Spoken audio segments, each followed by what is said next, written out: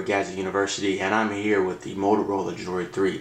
Now, we all remember the original Droid that came out 2 years ago, and I mean, it was the original flagship starter phone for Android. It really put Android on the map. Motorola and Verizon's Lucas, and with the Lucas Arts, that whole Droid campaign really put a lot of Android devices in pockets all over the US. And it was really nice to see that they continued that with the Droid 2. Even though it was an incremental upgrade, it wasn't really that big of a difference. I mean, you could still use the same docks and accessories and things like that. But the Droid 3 is where it's at. This is really a great phone, guys. They stepped it up a notch, not only just with the 4-inch QHD display, but they also brought in a front-facing camera, a nice and very, very spacious keyboard.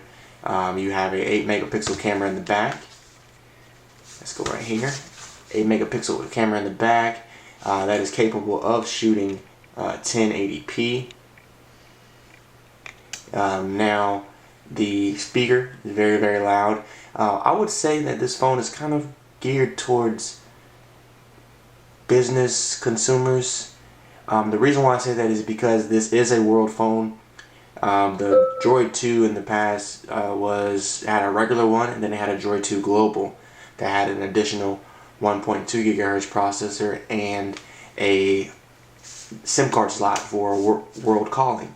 But this is kind of the best of both worlds. You have you kind of have a dual core 1 gigahertz TI OMAP processor. You also have 512 megabytes of RAM, and you have a SIM card slot in the back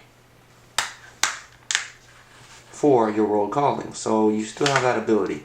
Now, I have a 32 gigabyte SD card in here. It does not come with one, but you have a built-in 16 gigabytes of RAM, data storage. So you can store a lot on here right out of the box. Don't worry about not having an SD card.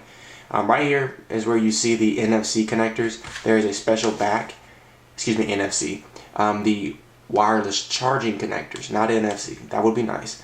But this is the wireless charging connectors. There's a special bag that you can purchase that will actually allow you to lay this on a keypad, which is I think Energizer makes one right now, probably the only one, as well as LG. You can get the LG one from Verizon, but enough of that. You can actually buy the wireless charging back. I think it's $29.99, and then the stand is a little pad from Verizon, and lay it directly on there, and you have a wireless charger. And it's really neat because if you're the type of person that doesn't like to be tied to a cable while you use your phone, or you do a lot of at work, you do a lot of just laying your phone down, what better way to lay your phone down than to actually let it charge at the same time? The best part about it is it doesn't add any bulk. The battery that is included in here, I think is a 1450 milliamp battery. Let me check that. I have to pull the battery out. It is a 1500 milliamp battery. And zoom in real quick. Okay, it's a 1500 milliamp battery. They do sell an extended battery that has 1950. That is somewhat closer to the Motorola Atrix. And the crazy part about it, guys, is the 1950 battery that they sell for $44.95 is not any thicker than this battery right here. So what that means is you will be able to use, it comes with an extra back, but you'll be able to use this back on the extended battery. It's a very tight fit. I'm not sure what the difference is inside, but when you have the extended back and the extended battery on here, the increase in size is very minimal. I don't think it's noticeable at all. I'm actually curious to find out if it will fit in some of the cases. I think they did that mostly because of the docks that they have. It left the docks open to be used with the regular battery or the extended battery. So I'm going to go and power the phone back on because I did pull the battery out. I do apologize. I did put a screen protector on my phone. I didn't want the screen to get messed up. But other than that, you do get the Gorilla Glass that you normally get in all the Motorola devices. I've been wearing this phone without a case for since release day. And I can tell you right now, guys, I've been putting it in my pocket and kind of, I wouldn't say I've been extra careful with it, but I don't have any scratches on it.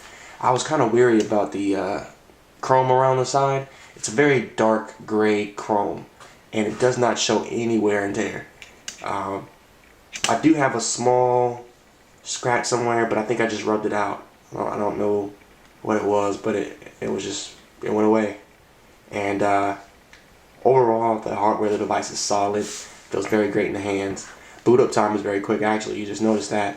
I have a crystal clear screen protector on the screen, so I apologize if you see any other glare. But the new lock screen is not Motor Blur, guys. This whole new enhancement that they have on the Motorola devices is not Motor Blur. They're calling it like a software enhancement or something like that. So Motor Blur is a thing of the past. If you hear me say it in the review, I apologize. I'm used to calling it Motor Blur. But here's the new lock screen. You have a little toggle switch right here to put it on silent or vibrate, or have it ring. To unlock it, you just do just like that. You want to unlock the device, you can still have it. Now I know you guys are wondering about battery life. So let me show you, I'm at 30% battery life right now, so I'm going to show you what kind of life you can expect. Right now I'm getting about 12, almost 13 hours of battery life, and it says cell standby about 30% of that. So I would say I've got about 4.5 hours of actual real usage out of this phone, and it's at 30%. That 30% left on this battery approximately will allow me to have probably about another 2 to 3 more hours in between standby and using the phone. What that means is that on average I've gotten about 6.5 to 7 hours of usage on this 1500 milliamp battery. So that's actually pretty good for a smartphone, considering that I have Bluetooth and Wi-Fi running most of the time. Right now, of course, I don't, but I think that's a pretty good feat for a smartphone. Oh, got the camera strap. But I think it's pretty good for a smarphone. Normal pin code. Now here's my lock screen. The colors may seem a little washed out, but they're really not. They're very vibrant, very colorful. I have the brightness up quite a bit. Let me turn that down some, and maybe you guys can see a little bit more of the device.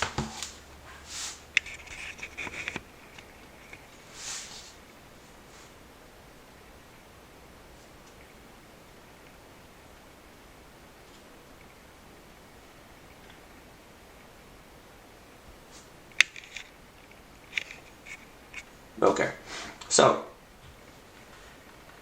you have a lot of nice little features here. Of course, let's start with the apps that comes with the phone. You get the typical additional apps from Verizon. Everything's categorized separately, so you can not look at it. You have your apps, you have your IM, mobile hotspot, My Verizon Mobile, NFL Mobile, VCast Music, VCast Media Player, VCast Tones, VCast Videos, Visual Voicemail, and VZ Navigator. Included with the phone, you get Let's Golf and you get Nova. I have uninstalled those two. Those are the only 2 removable apps on the phone. Otherwise, you do get a lot of nice new business features like GoToMeeting, Citrix. You do get City ID, which is always nice.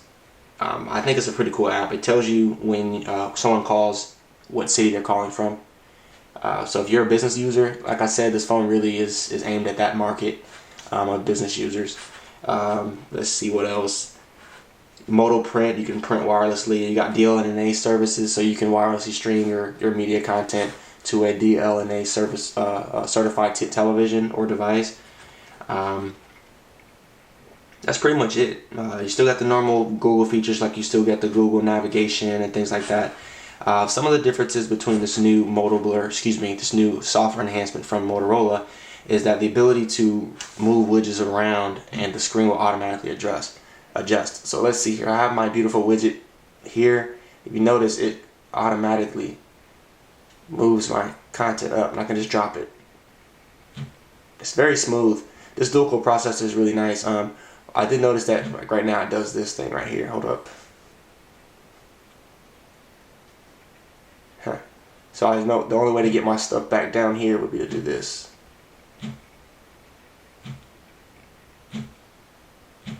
The vibration mode is kind of weird. It sounds kind of funny. But one thing I did like is when you resize widgets, you can make, hold on.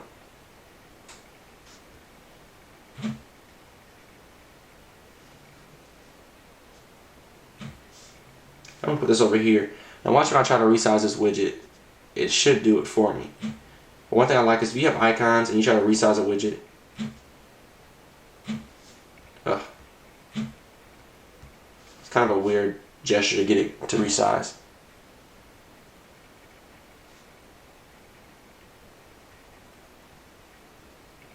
See that, guys?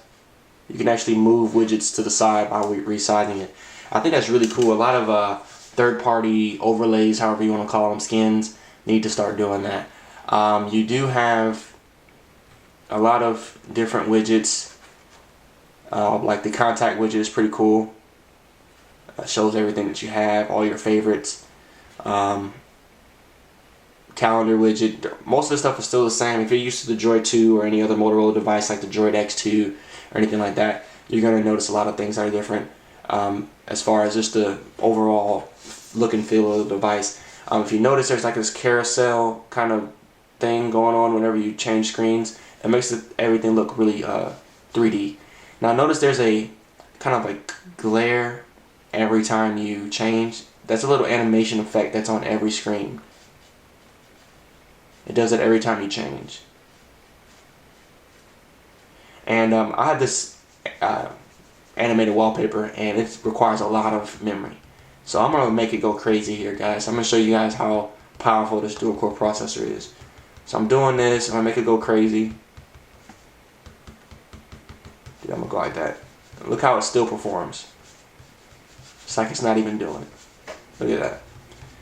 It's very snappy. I was very surprised. There are times where it does lag. The only thing I would say that I do not like about the lag on this device would be the camera. It does take a while to launch the camera, so let me show you guys that. 1, 2, 3, 4 seconds.